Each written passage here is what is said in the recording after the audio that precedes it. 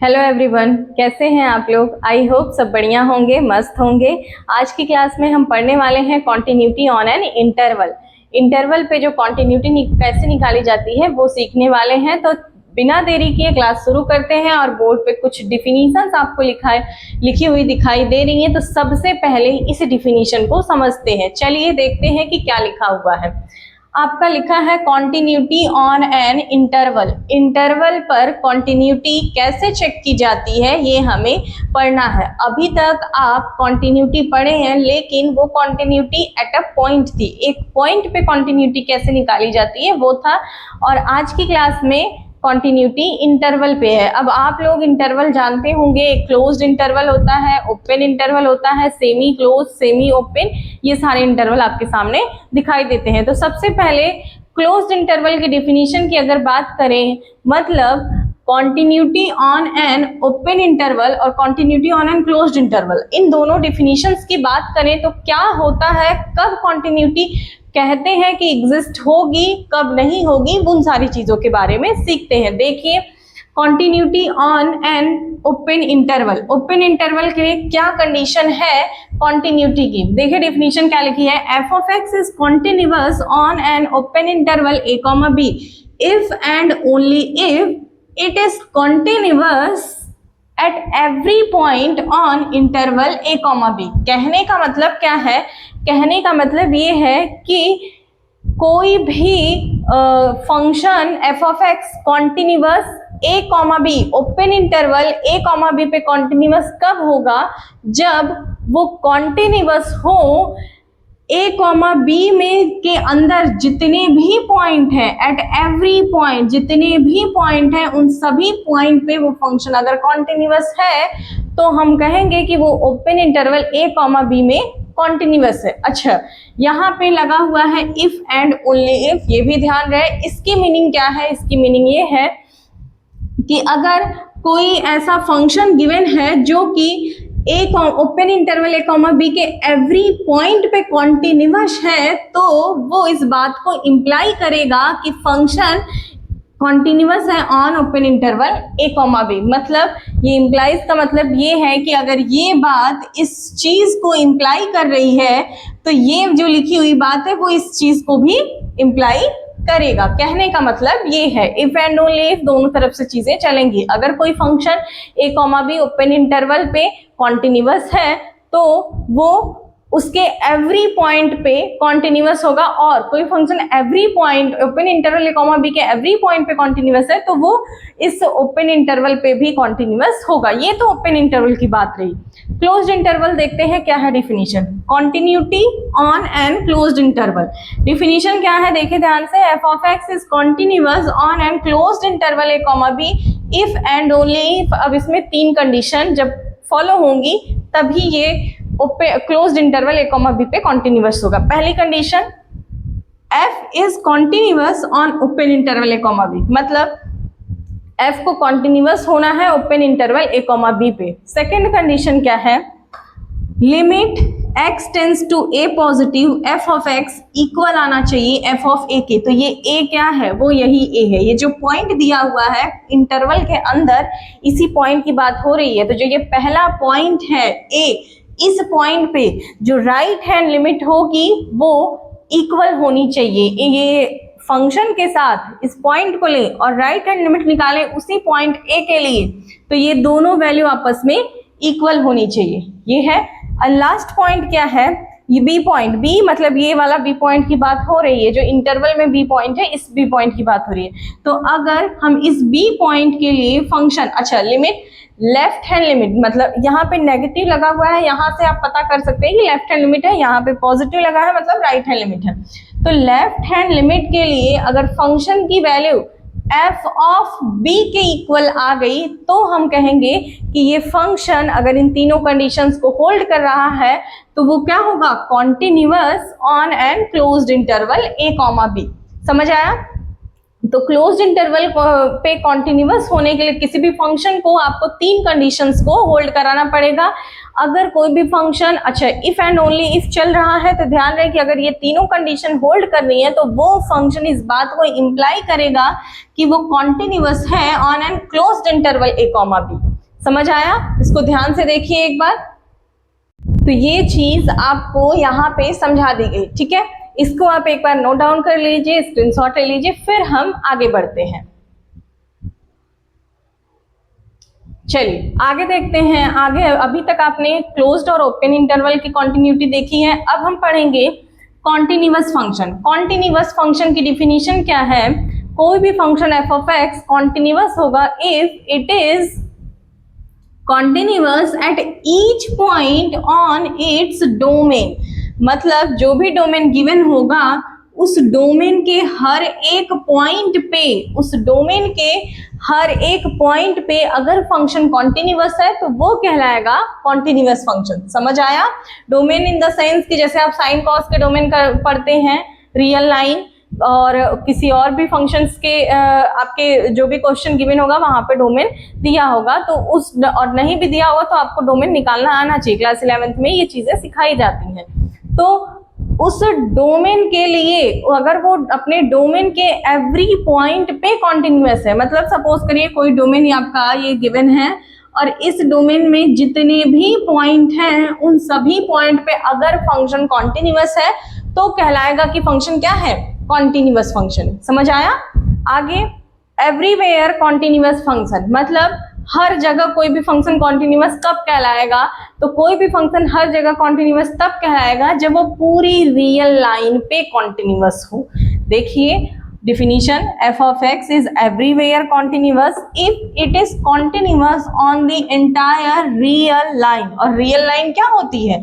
Number line आपको पता है माइनस इन्फिनिटी से प्लस इन्फिनिटी तक जाती है, और यही नंबर लाइन जो जिसपे पूरा रियल नंबर हम रिप्रेजेंट कर देते हैं। तो अगर कोई भी फंक्शन पूरे रियल लाइन पे कॉन्टिन्यूअस है तो वो कहलाएगा कि एवरीवेयर कॉन्टिन्यूअस फंक्शन। समझ आया? तो आई होप ये दो डिफिनीशन आपको क्लियर होंगी, कॉन्टिन्यूअस फंक्शन की और एवरीवेयर कॉन्टिन्यूअस फंक्शन की। तो सबसे पहले आप इस डिफिनीशन को फटाफट से नोट करिए, फिर हम पढ़ते हैं अलजेब्रा। चलिए आगे देखते हैं। आगे क्या है? Algebra of continuous function. Continuous function का अलजेब्रा, आप पीछे भी कॉन्टिन्यूअस फंक्शन का अलजेब्रा पढ़े हुए हैं, लेकिन वो जो अलजेब्रा आपने पढ़ा है वो था continuity on N at a point, continuity at a point था। लेकिन आज की क्लास में जो अलजेब्रा पढ़ रहे हैं वो एक डोमेन पे बात हो रही है। डोमेन इन द सेंस कि इंटरवल पे बात हो रही है, क्योंकि डोमेन हमेशा इंटरवल में ही होता है। तो अब इसका अलजेब्रा क्या है? जैसे पीछे पढ़ के आए हैं सेम वही चीज यहाँ भी होगी। देखिए ध्यान से, if F and G are two continuous function on their common domain. Common domain in the sense कि एफ का जो डोमेन है वही डोमेन जी का भी है, इसीलिए यहाँ पे वर्ड यूज किया गया है on their common domain D. मतलब एफ और जी दोनों के डोमेन सेम है। तो अगर एफ और जी सेपरेटली कॉन्टिन्यूअस है कॉमन डोमेन डी में, तो अगर हम उसी एफ और जी को ऐड करते हैं तो वो भी कॉन्टिन्यूअस होगा उसी डोमेन डी के लिए। समझ आया? अगर उसी एफ माइनस जी को हम सब्ट्रैक्ट करते हैं, एफ और जी को सब्ट्रैक्ट करते हैं, तो वो भी कॉन्टिन्यूअस होगा ऑन डोमेन डी। उसी डोमेन डी के लिए मल्टीप्लाई करेंगे तो भी वो कॉन्टिन्यूअस होगा ऑन डोमेन डी। सेम चीजें लिखी जाएंगी। अल्फा इंटू एफ, अगर ये भी इनको अल्फा यहाँ पे एक कांस्टेंट है, ऐसा मल्टीप्लाई हो रहा है यहाँ पे, तो भी वो उसी डोमेन डी के लिए कॉन्टिन्यूअस फंक्शन कहलाएगा। यहाँ देखिए f upon G, f upon G is continuous on domain D. f upon G continuous तो होगा, f और g सेपरेटली कॉन्टिन्यूअस है तो f अपॉन जी भी कॉन्टिन्यूअस होगा। लेकिन कंडीशन क्या होगी कि ये जो नीचे g लिखा हुआ है ये वहां पे कॉन्टिन्यूअस होगा जहां पे डोमेन का डज नॉट इक्वल टू 0 बन रहा होगा। कहने का मतलब ये है कि अगर g जो नीचे वैल्यू लिखी गई है वो 0 नहीं होनी चाहिए। अगर वो 0 बन गई तो इन्फिनाइट हो जाएगा, सबको पता है।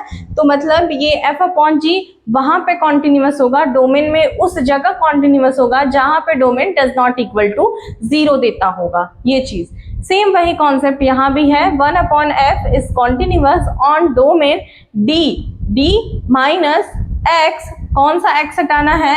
X, such that F of X does not equal to 0, मतलब इस पे वो कॉन्टिन्यूअस होगा, जहां पे f जो ये 1/f लिखा हुआ है, ये अपॉन में जो f लिखा हुआ है, ये जहां पे 0 नहीं होगा उस पॉइंट के लिए ये फंक्शन क्या होगा, कॉन्टिन्यूअस होगा। तो ये अलजेब्रा था। आगे हमें और इसकी प्रॉपर्टीज के बारे में पढ़ना है, तो सबसे पहले इसको नोट डाउन करिए, फिर हम इसके प्रॉपर्टीज पे बढ़ते हैं।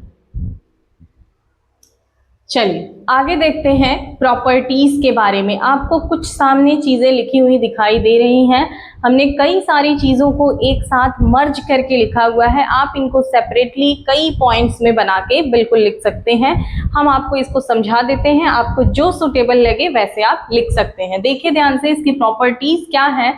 सबसे पहले a constant function, constant function जैसे f of x equal to आपका 5 है, कांस्टेंट होता है, हम इन जनरल प्रूफ करने के लिए c लेते हैं। तो वही चीज है कि अ constant function, identity function, polynomial function, polynomial in the sense कि जो आप लोग क्लास 9 से पढ़ना शुरू करते हैं, पॉलिनोमियल x की पावर 1 2 3 4 ऐसा वाला polynomial function, modulus function, mod x की बात हो रही है। ये सारे फंक्शन जो होते हैं वो एवरीवेयर कॉन्टिन्यूअस होते हैं। और एवरीवेयर कॉन्टिन्यूअस का मतलब क्या बताया गया था, ऑल रियल लाइन पे, मतलब एंटायर रियल लाइन पे माइनस इन्फिनाइट से प्लस इन्फिनाइट तक जो वैल्यू जो भी फंक्शन कॉन्टिन्यूअस होता है उसे हम एवरीवेयर कॉन्टिन्यूअस बोलते हैं। तो अगर हम इनको एवरीवेयर कॉन्टिन्यूअस बोल रहे हैं तो मतलब कि ये रियल लाइन पे कॉन्टिन्यूअस होते होंगे। तो कहने का मतलब ये है, अब ये चीज आपको याद रखनी है, इसलिए याद रखनी है क्योंकि आगे हम क्वेश्चन लगाने वाले हैं, और क्वेश्चन जब लगाएंगे तो इन सारी चीजों का सबसे ज्यादा यूज होगा कि कौन कहाँ पे कॉन्टिन्यूअस है। तो constant function, identity function, polynomial function, modulus function are everywhere continuous. ये जितने भी फंक्शन लिखे हैं ये सारे एवरीवेयर कॉन्टिन्यूअस होते हैं। अब पॉलिनोमियल फंक्शन और ये पॉलिनोमियल फंक्शन और एक्सपोनेंशियल फंक्शन जिसे आप e की पावर x बोलते हैं, लॉगरिथमिक में आता है वो। तो पॉलिनोमियल फंक्शन और एक्सपोनेंशियल फंक्शन e की पावर x वाला जो होता है उसके बारे में थोड़ी सी हम चर्चा कर लेते हैं। पॉलिनोमियल आप पढ़ते हैं तो उसी पॉलिनोमियल में आपका एक वर्ड आएगा रैशनल फंक्शन। तो आपका ये जो रैशनल फंक्शन होता है, ये रैशनल फंक्शन भी कॉन्टिन्यूअस होता है।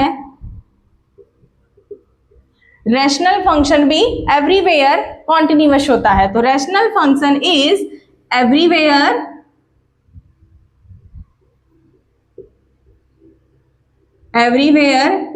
कॉन्टिन्यूअस। हमने इसको क्यों नहीं मेंशन किया था, इसलिए नहीं मेंशन किया था क्योंकि ये पॉलिनोमियल के अंदर ही इंक्लूड हो जाता है। पॉलिनोमियल का ये एक यूं कह सकते हैं कि जो पॉलिनोमियल का एक केस है ये, कि रैशनल फंक्शन भी एवरीवेयर कॉन्टिन्यूअस होता है। उसी तरह एक्सपोनेंशियल फंक्शन की बात करें तो इस एक्सपोनेंशियल फंक्शन में जो e की पावर x होता है वो भी e की पावर x फंक्शन भी क्या होता है, एवरीवेयर कॉन्टिन्यूअस होता है। e की पावर x वाला भी एवरीवेयर कॉन्टिन्यूअस होता है। तो इन दोनों बातों को भी आप नोट डाउन कर सकते हैं और इनको सेपरेटली भी नोट डाउन कर सकते हैं। आगे देखते हैं हमारा नेक्स्ट पॉइंट क्या है, लॉगरिथमिक फंक्शन। लॉगरिथमिक, लॉग की बात हो रही है। Logarithmic function is continuous in its domain. Logarithmic function everywhere नहीं, अपने डोमेन में कॉन्टिन्यूअस होता है। उसी तरीके से trigonometry function and inverse trigonometry function. Trigonometry in the sense की साइन कॉस ये सब की बात हो रही है। Inverse trigonometry sine inverse cos inverse इन सब की बात हो रही है। तो जितने भी ट्रिग्नोमेट्री फंक्शन होते हैं और इनवर्स ट्रिग्नोमेट्री फंक्शन होते हैं वो फंक्शन कॉन्टिन्यूअस होते हैं इन देयर रिस्पेक्टिव डोमेन। क्योंकि अच्छा, आप लोगों को ट्रिग्नोमेट्री और इनवर्स ट्रिग्नोमेट्री के डोमेन पता होने चाहिए क्योंकि ये बच्चों को अक्सर याद कराए जाते हैं। तो आप लोग भी इस चीज को नोट डाउन करके याद कर लीजिएगा ताकि आपको पता रहे कि क्या होता है ट्रिग्नोमेट्री का डोमेन और क्या होता है इनवर्स ट्रिग्नोमेट्री का डोमेन। तो trigonometry function, inverse trigonometry function, ये जितने भी फंक्शन है ये हर अपने रिस्पेक्टिव डोमेन में कॉन्टिन्यूअस होते हैं। समझ आया, ये पॉइंट्स आपको क्लियर हुए? तो इन सारी बातों को आप नोट डाउन कर लीजिए क्योंकि क्वेश्चंस में इन सारी चीजों की जरूरत पड़ेगी। तो फटाफट से इसको नोट डाउन करिए। अब यहाँ पे e की पावर x जैसे नोट डाउन किया है वैसे ही आप ये इसको वर्डिंग में भी लिख लीजिए कि exponential function, exponential in the sense कि e की पावर x भी मेंशन होता है, a की पावर x भी मेंशन होता है। तो ये चीज आप यहाँ पे नोट कर लीजिएगा, exponential function, exponential function is everywhere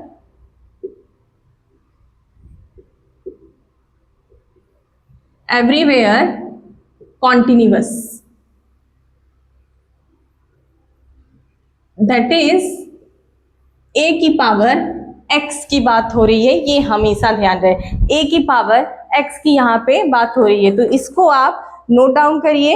a की पावर x जो होता है ये भी हर जगह क्या होता है, कॉन्टिन्यूअस होता है, ठीक है। तो आई होप नोट डाउन कर लेंगे यहाँ पे ये। अब इसके बारे में भी आपको पता रहे कि a हमेशा ग्रेटर देन 0 होता है, ठीक है। तो एक्सपोनेंशियल फंक्शन हर जगह क्या होता है, कॉन्टिन्यूअस होता है, समझ आया। उसके अलावा कंपोजिट फंक्शन, क्योंकि सीबीएसई ने कंपोजिट फंक्शन को पूरे तरीके से सिलेबस से हटा दिया है, इसलिए हमने कंपोजिट फंक्शन का जिक्र नहीं किया, लेकिन फिर भी आप जानते रहिए कंपोजिट इन द सेंस कि जो फॉग और कॉफ वाले फंक्शन होते हैं, एफओजी और जीओएफ वाले फंक्शन जो होते हैं उनकी बात हुई है। तो जो कंपोजिट फंक्शन होते हैं वो भी क्या होते हैं, कॉन्टिन्यूअस फंक्शन होते हैं, ठीक है। तो इन सारी बातों को नोट करिए। सबसे पहले इसको फटाफट आप स्क्रीनशॉट लीजिए। चलिए अब आपके सामने जो अभी तक टॉपिक पढ़ा है उसी पे बेस्ड क्वेश्चन सॉल्व होने जा रहा है। देखिए ध्यान से, लिखा क्या है, discuss the continuity of function. Continuity discuss करनी है हमें फंक्शन के लिए। फंक्शन क्या है, साइन एक्स अपॉन एक्स कब है, जब एक्स लेस देन 0 है। 2x + 3 कब है, जब x greater or equal to 0 है, ठीक है। अब इस पे हमें कॉन्टिन्यूटी चेक करनी है, तो सबसे पहले हम कैसे चेक करेंगे वो ध्यान से देखिए। सबसे पहले हम x लेस देन के लिए देखेंगे, फिर x ग्रेटर देन के लिए देखेंगे और फिर x इक्वल टू के लिए देखेंगे।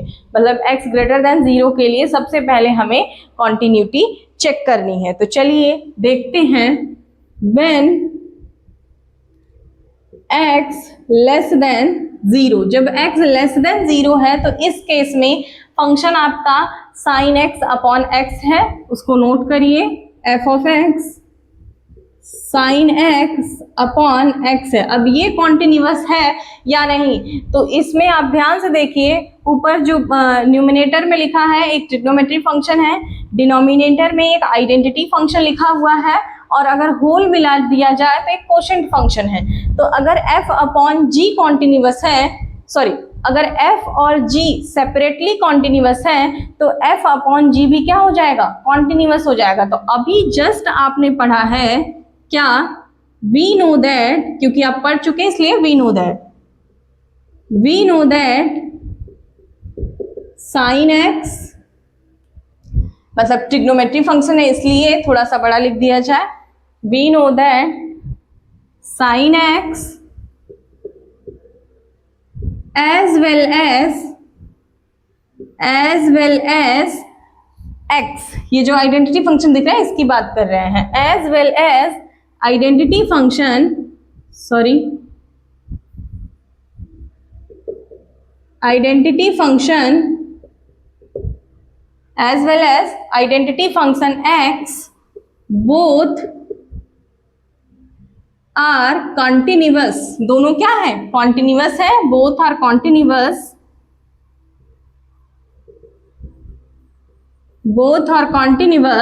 और कहाँ continuous है, x लेस देन 0 के केस में। तो इस चीज को ध्यान रखिएगा, both are continuous at each x less than 0, ठीक है। तो अगर ये सेपरेटली कॉन्टिन्यूअस है तो साइन x अपॉन x भी टोटली क्या हो जाएगा, मतलब कोशेंट फंक्शन जो हो जाएगा वो भी क्या हो जाएगा, कॉन्टिन्यूअस हो जाएगा। Quotient function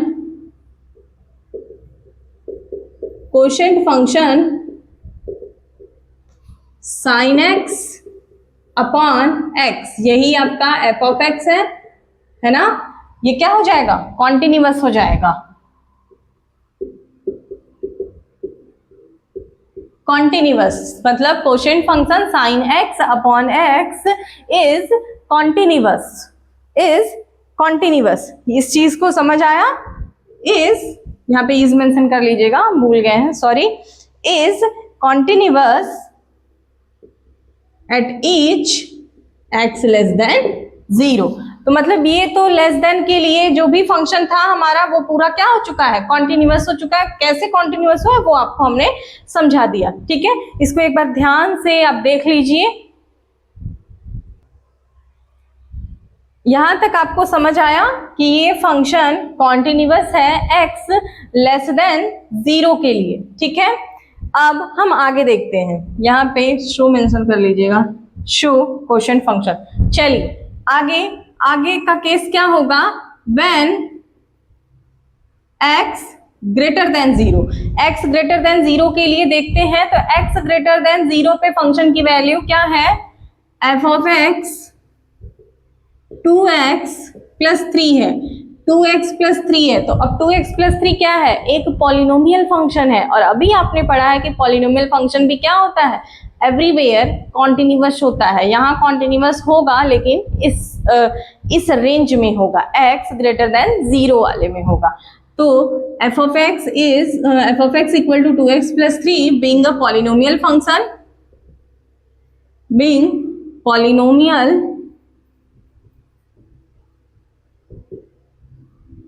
polynomial function,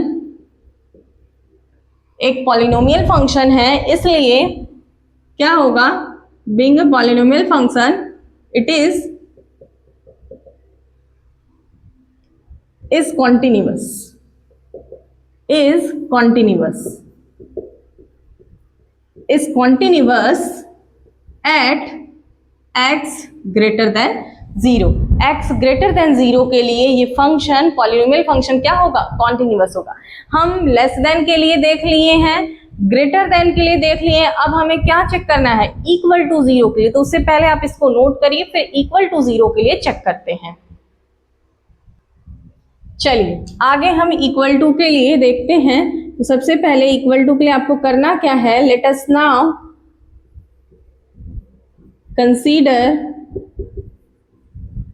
consider करना है x इक्वल टू 0 के लिए। तो let us now consider at x equal to 0 point के लिए।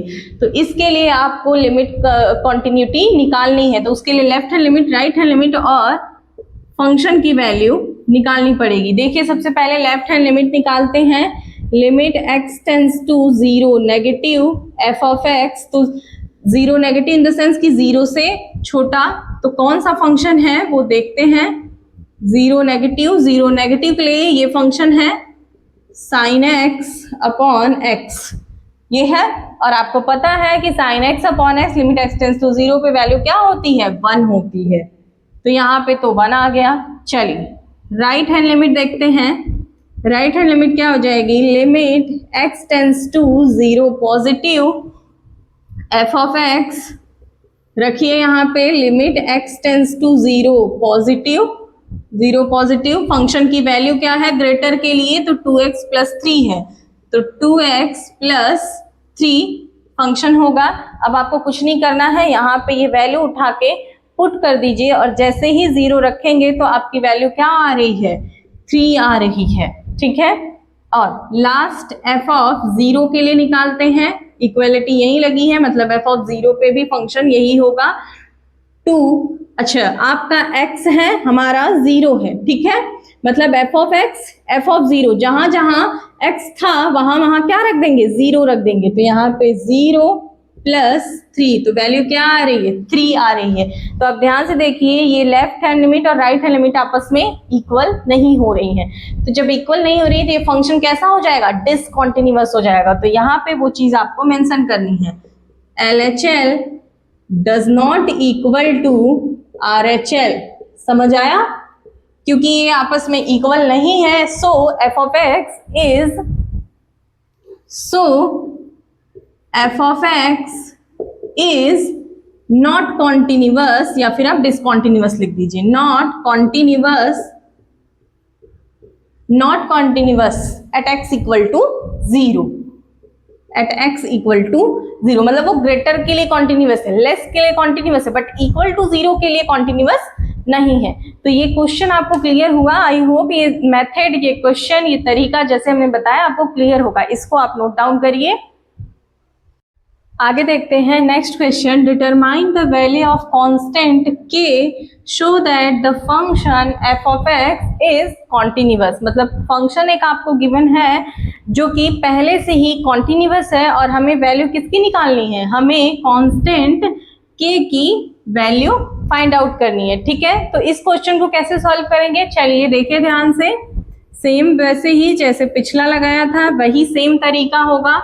लिखेंगे सबसे पहले when x less than 0, x less than 0 के लिए फंक्शन f ऑफ x क्या है, तो f ऑफ x है k x square plus 3x, और ये कैसा फंक्शन है, ये एक पॉलिनोमियल फंक्शन है। तो आप डायरेक्ट लिखिए कि पॉलिनोमियल फंक्शन कॉन्टिन्यूअस होता है, तो इसलिए ये फंक्शन भी क्या हो जाएगा, कॉन्टिन्यूअस हो जाएगा। समझ आया। तो f of x equal to k x square plus 3x, ये क्या हो जाएगा, which being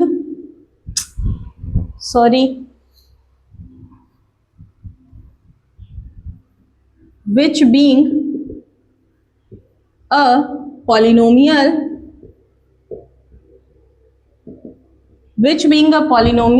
is continuous,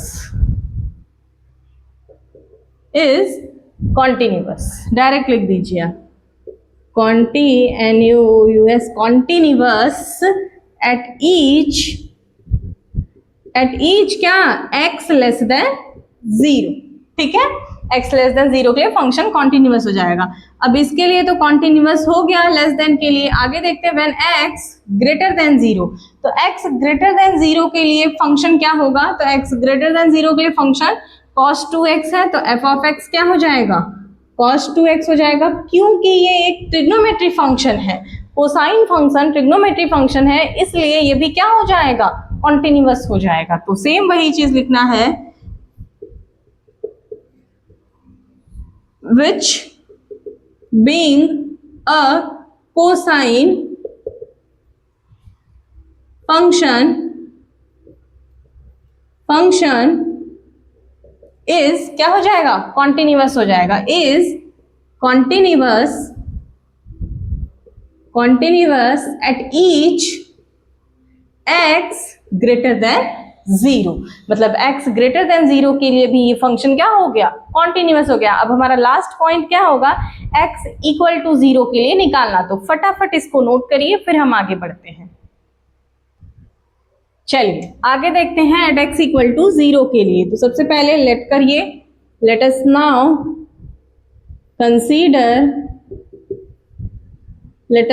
consider at x equal to 0। At x equal to 0 के लिए हम कंसीडर करते हैं, देखते हैं। तो x इक्वल टू 0 के लिए सबसे पहले लेफ्ट हैंड लिमिट निकालनी है, राइट हैंड लिमिट निकालनी है और फंक्शन की वैल्यू निकालनी है। तो सबसे पहले LHL at x equal to 0 निकालते हैं। अब यहाँ पे एक चीज आपको हम बता दें, देखिए ध्यान से, यहाँ लिखते कैसे हैं, limit x tends to 0 negative f of x। पिछले क्वेश्चन में एक चीज मिस्टेक हुई है, उसको आप लोग वहां पे जाके सही कर लीजिएगा। वो क्या मिस्टेक हुआ था, वो ये मिस्टेक हुआ था, लिमिट x टेंड्स टू 0 हमने यहाँ पे नेगेटिव मेंशन कर दिया था। जब हम फंक्शन की वैल्यू रख लेते हैं 0 से लेस वाली, तो यहाँ पे वो नेगेटिव मेंशन नहीं करते हैं। तो वो चीज पिछले वाले क्वेश्चन में आप जाके वहां पे सही कर लीजिएगा, ठीक है। माफी चाहेंगे उसके लिए, हमने ध्यान नहीं दिया। तो जब हम सबसे पहले यहाँ चेक करते हैं कि फंक्शन की वैल्यू 0 से लेस के लिए क्या होगी, तो फंक्शन की वैल्यू 0 से लेस के लिए ये है कि x स्क्वायर प्लस 3x, तो ये हमारी फंक्शन की वैल्यू है। तो जब ये हम यहाँ पे फंक्शन की वैल्यू पुटअप कर देते हैं, तो यहाँ पे वो नेगेटिव साइन नहीं रखते हैं, क्योंकि हमने 0 से लेस के लिए वैल्यू पुट कर दिया है, इसलिए नहीं रखते हैं। अब आगे इसको सॉल्व करिए। तो जब आगे इसको आप सॉल्व करेंगे, यहाँ पे 0 रखेंगे, यहाँ पे 0 होल ओवर क्या आ रहा है, 0 आ रहा है। तो ये वैल्यू पूरी क्या आ रही है, मतलब लिमिट, लेफ्ट हैंड लिमिट क्या आ गई, 0 आ गई। अब देखिए ध्यान से, k तो यहीं पे था, k की वैल्यू ही नहीं मिली, तो k की ऐसी कोई भी वैल्यू मिलेगी ही नहीं। तो 0 for all value of k, के की सभी वैल्यू के लिए फंक्शन क्या है, लेफ्ट हैंड लिमिट क्या है, 0 है। अब ऐसे ही आगे देखिए राइट हैंड लिमिट निकालते हैं।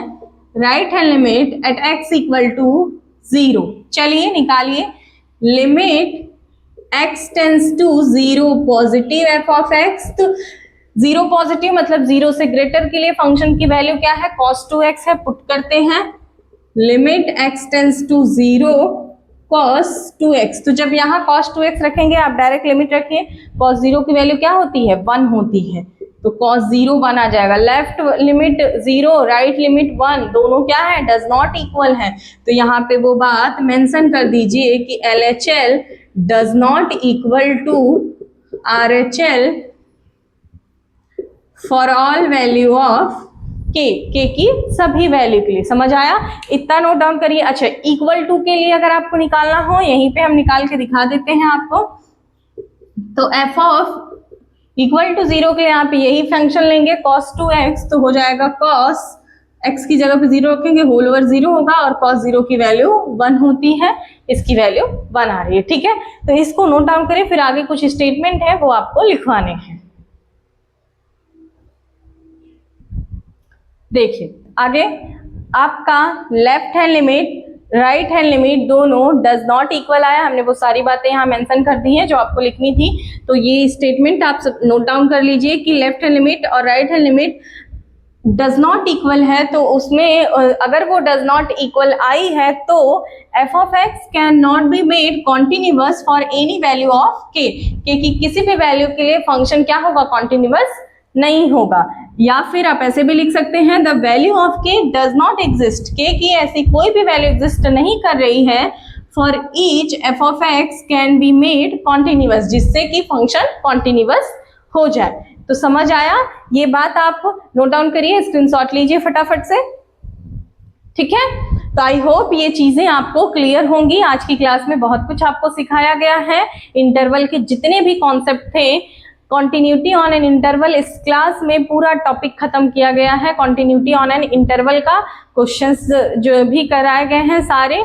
तो आई होप ये आपको क्लास अच्छी लगी हो, सारे कॉन्सेप्ट क्लियर हुए हों। अगर कोई डाउट होगा तो कमेंट बॉक्स में अपना डाउट लिखिएगा, और अगर क्लास अच्छी लगी होगी तो वो भी जरूर बताइएगा। ठीक है, मिलते हैं अगली क्लास में एक नए लेक्चर के साथ। तब तक पढ़ते रहिए, हंसते रहिए, मुस्कुराते रहिए और खुश रहिए, और क्लास को ज़्यादा से ज़्यादा शेयर करिए। आपका सपोर्ट बहुत ज़रूरी है। Thank you.